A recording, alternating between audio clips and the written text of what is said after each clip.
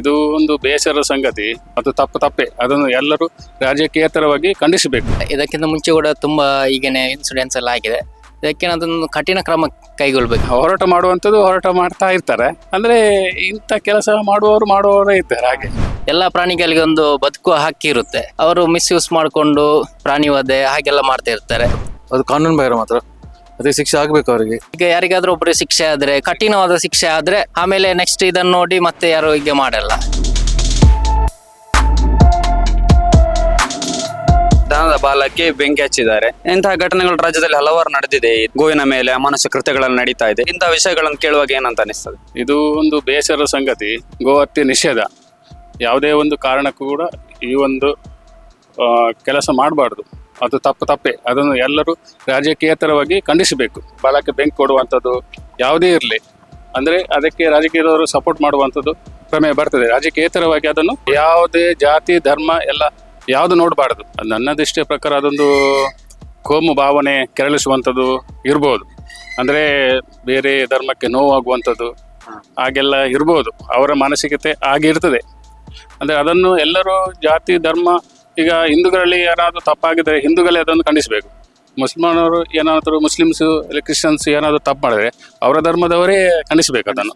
ಈಗ ಉತ್ತರ ಪ್ರದೇಶದಲ್ಲಿ ಅಷ್ಟು ಅಂಥ ಕೇಸಸ್ ಸ್ವಲ್ಪ ಕಡಿಮೆ ನಡೆಯುವುದಿಲ್ಲ. ಇಲ್ಲಿ ಏನಾಗಿದೆ ಅಂದರೆ ಸ್ವಲ್ಪ ರಾಜಕೀಯ ಪಕ್ಷದವರೆಲ್ಲ ಅದಕ್ಕೆ ಪ್ರಚೋದಿಸುವಂಥ ಕೂಡ ಒಂದು ಪ್ರಮೇಯ ಇರ್ತದೆ. ಹೋರಾಟ ಮಾಡುವಂಥದ್ದು ಹೋರಾಟ ಮಾಡ್ತಾ ಇರ್ತಾರೆ.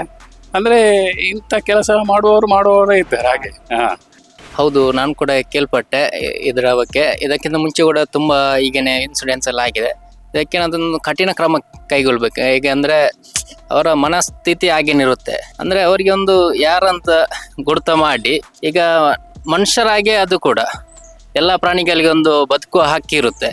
ಅದನ್ನು ಅವರು ಮಿಸ್ಯೂಸ್ ಮಾಡಿಕೊಂಡು ಪ್ರಾಣಿ ವಧೆ ಹಾಗೆಲ್ಲ ಮಾಡ್ತಾ ಇರ್ತಾರೆ. ಇದಕ್ಕೆ ಸರ್ಕಾರಕ್ಕೆ ಏನಾದ್ರೂ ಒಂದು ಕಠಿಣ ಕ್ರಮ ಕೈಗೊಳ್ಬೇಕು.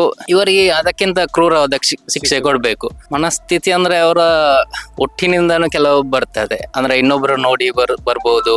ಅಂದ್ರೆ ಅವ್ರಿಗೆ ಬೋಧನೆ ಮಾಡ್ತಾರೆ, ಹೀಗೆ ಮಾಡಿ ಹಾಗೆ ಕೆಲವೊಬ್ಬರದ್ದು ಇರ್ಬೋದು. ಅದು ಮನಸ್ಥಿತಿಯನ್ನು ಎಂತ ಹೇಳಲಿಕ್ಕೆ ಆಗಲ್ಲ. ಮತ್ತೆ ಇಂತಹ ಈಗ ಯಾರಿಗಾದ್ರೂ ಒಬ್ಬರಿಗೆ ಶಿಕ್ಷೆ ಆದ್ರೆ, ಕಠಿಣವಾದ ಶಿಕ್ಷೆ ಆದ್ರೆ ಆಮೇಲೆ ನೆಕ್ಸ್ಟ್ ಇದನ್ನ ನೋಡಿ ಮತ್ತೆ ಯಾರು ಹೀಗೆ ಮಾಡಲ್ಲ.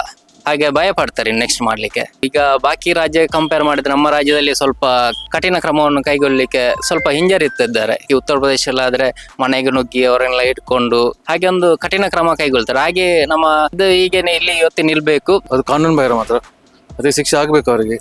ಸರಿ ಅಲ್ಲ, ಅದು ತಪ್ಪದು. ಪ್ರಾಣಿ ಪಾಪ ಮೂಗ ಬರೆಯೋದು, ಮಾತಾಡಿ ಬರಲ್ಲ, ಏನ್ ಬರಲ್ಲ. ಅದಕ್ಕೆ ನಾವು ಅದನ್ನೇ ಸಾಕ್ಬೇಕು. ನಾವು ಅದನ್ನು ಅವ್ರು ಮಾಡ್ಕೋಬೇಕು. ಮನುಷ್ಯನೇ ಇಷ್ಟು ಬುದ್ಧಿವಂತಿಗೆ ಇವಾಗ ಹಾಗೆ ಮಾಡಿದ್ರೆ ಮತ್ತೆ ಯಾರು ಮಾಡ್ತಾರೆ?